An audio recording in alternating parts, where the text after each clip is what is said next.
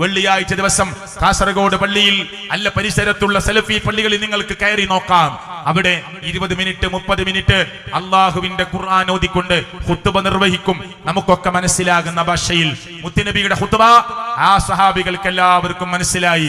അള്ളാന്റെ റസൂല് അറബിയിലല്ലാതെ ഖുത്ബ പറഞ്ഞിട്ടില്ല. ഒരു തർക്കമില്ല. മലയാളത്തിലോ തമിഴിലും കന്നഡയിലോ ഇംഗ്ലീഷിലോ ഒന്നും അള്ളാന്റെ റസൂല് ഖുത്ബ പറഞ്ഞിട്ടില്ല. റസൂലുള്ളാന്റെ ഖുത്ബ അറബിയിൽ മാത്രമായിരുന്നു. ഭാര്യയോട് സംസാരിച്ചതും അറബിയിലാണ്, നാട്ടുകാരോട് സംസാരിച്ചതും അറബിയിലാണ്, മെമ്പറിൽ കയറി സംസാരിച്ചതും അറബിയിലാണ്, താഴെ ഇരുന്ന് സംസാരിച്ചതും അറബിയിലാണ്. അല്ലേ? ആർക്കെങ്കിലും തർക്കമുണ്ടോ? അള്ളാന്റെ റസൂല് സല്ലല്ലാഹു അലൈഹി വസല്ലമ കച്ചവടം നടത്തിയതും അറബിയിലാണ്. പിന്നെന്തിനാ നമ്മൾ അറബിയല്ലാത്ത ഭാഷയിൽ പറയുന്നത്? മുഹമ്മദ് മുസ്തഫ സല്ലല്ലാഹു അലൈഹി വസല്ലമയുടെ ഖുത്ബ എന്തായിരുന്നു എന്ന് ഹദീസിലുണ്ട്. റസൂലുള്ള 2 ഖുത്ബകളാണ് നടത്തുക.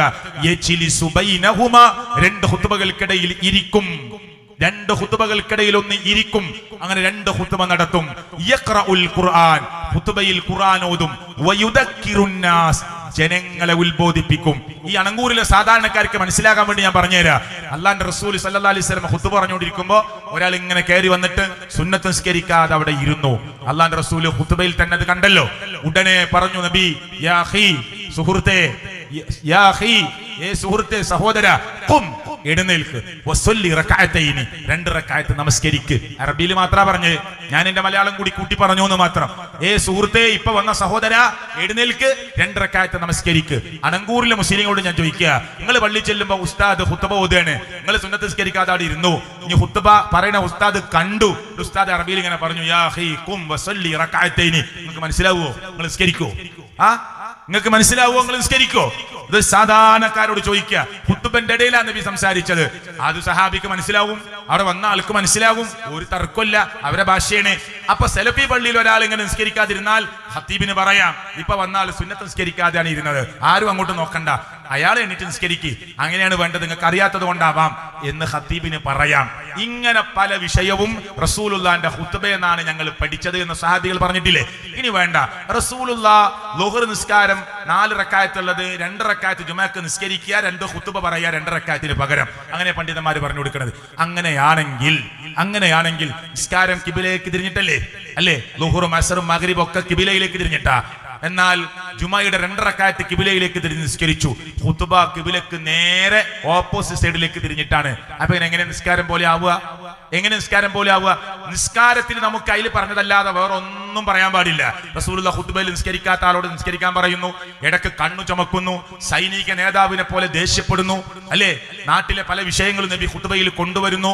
ഇതൊക്കെ ഇസ്ലാമിന്റെ പ്രമാണത്തിലുള്ളതല്ലേ? അല്ലേ?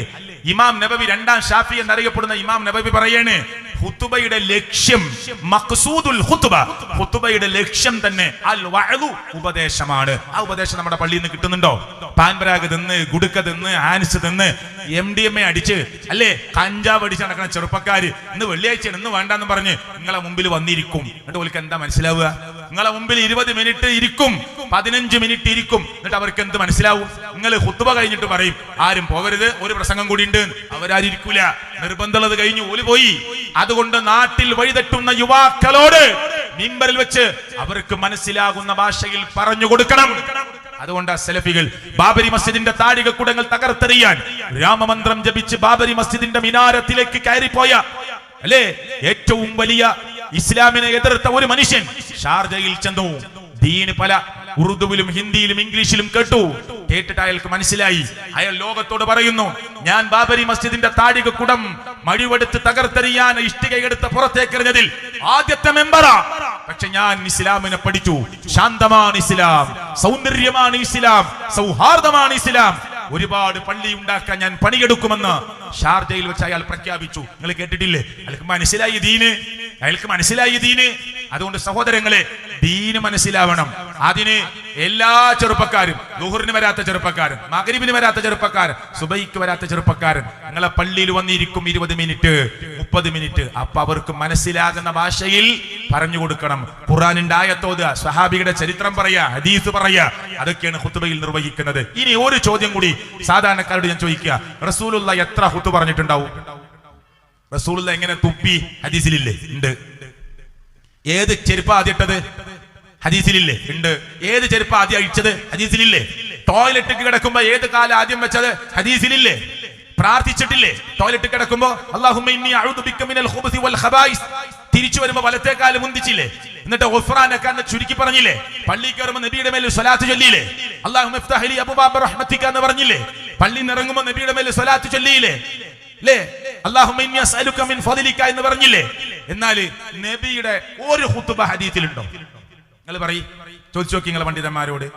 റസൂലുള്ളാഹിന്റെ ഒരു ഖുതുബ ഹംദ് മുതൽ ആ ഖുതുബ തീരുന്നത് വരെയുള്ള ഒരൊറ്റ ഖുതുബ പൂർണ്ണ രൂപത്തിൽ ഹദീസിൽ ബുഖാരിയിൽ, മുസ്ലിമിൽ, തുർമുദിയിൽ, നസായിയിൽ, ഇബ്നു മാജയിൽ, ഇമാം നസായിയുടെ അല്ല വേറെ ഏതെങ്കിലും മുസ്നദുകളിൽ എവിടെയെങ്കിലും ഇസ്ലാമിന്റെ പ്രമാണത്തിൽ റസൂലുള്ളാഹിന്റെ ഒരു ഖുതുബ പൂർണ്ണമായിട്ട് ഇസ്ലാമിക ഗ്രന്ഥങ്ങളിൽ ഇല്ലാതെ പോയത് എന്തുകൊണ്ടാ?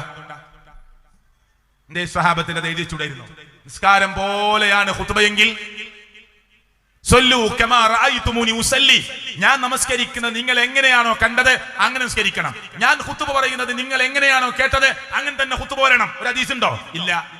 അത് സന്ദർഭത്തിനനുസരിച്ച. നാട്ടിൽ കൊലപാതകം വർദ്ധിക്കുക, കൊലപാതകത്തെ കുറിച്ച് പറയണം. നാട്ടിൽ വ്യഭിചാരം വർദ്ധിക്കുക, വ്യഭിചാരത്തെ എതിർത്ത് സംസാരിക്കണം. നാട്ടിൽ ശിർക്ക് വ്യാപിക്കുക, ശിർക്കിനെതിരെ പറയണം മിമ്പറിൽ. അല്ലാതെ ഒരു റെഡിമെയ്ഡ് ഖുതുബ ലോകം അവസാനിക്കണവരെ പറയല്ലേ വേണ്ടത്. ഖുതുബ ഉപദേശമാണ്, ഖുതുബ ഉപദേശമാണ്. അതുകൊണ്ട് മുഅ്മിനീങ്ങളെ, ഖുതുബ എന്ത് എന്ന് നിങ്ങൾ മനസ്സിലാക്കണം. നിങ്ങൾ വരണം, കേൾക്കണം. നമ്മുടെ ബുദ്ധിയും നമ്മുടെ യുക്തിയും ഒന്നും ഒരാളുടെ മുമ്പിലും നമ്മൾ പണയം വെക്കരുത്.